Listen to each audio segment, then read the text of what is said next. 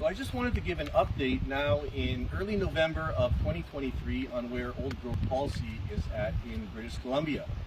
We had two significant announcements in the past week for the critical fuel for the expansion of protected areas and saving old growth forests in BC in the unceded territories of First Nations.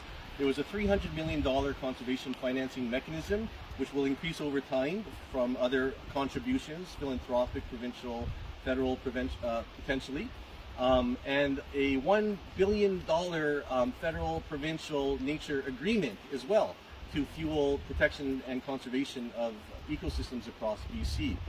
This is a huge leap forward, and a historically unprecedented leap forward for the enabling funding for protected areas expansion. In British Columbia, there's no means to establish protected areas on the unceded territories of First Nations without First Nations support and shared decision making. What First Nations who are in the driver's seat for on-the-ground protection in their territories need is the enabling conditions, the policy vehicle and the fuel, the funding, in order to drive to where we all need to go, which is protection of endangered ecosystems and native ecosystems. And the province now and the federal government have made good on significant funding, but we still need ecosystem-based targets, protection targets that differentiate between high, medium, low productivity old growth forests, different kinds of ecosystems, fine filter enough to get them all and to ensure adequate protection based on science and traditional ecological knowledge.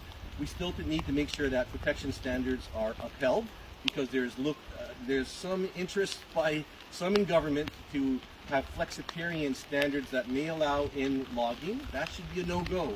And we need to close the loopholes on existing forest reserves, old growth management areas that can be moved around, wildlife habitat areas where you can still log sometimes.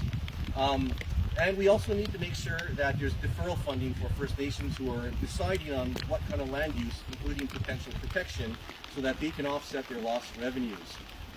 There's a whole bunch of things that still need to happen, but now, because of the support of thousands and thousands of British Columbians who care, and some political leadership, including First Nations leadership, provincial, federal government, we're moving in the right direction. Let's keep going and we will get there.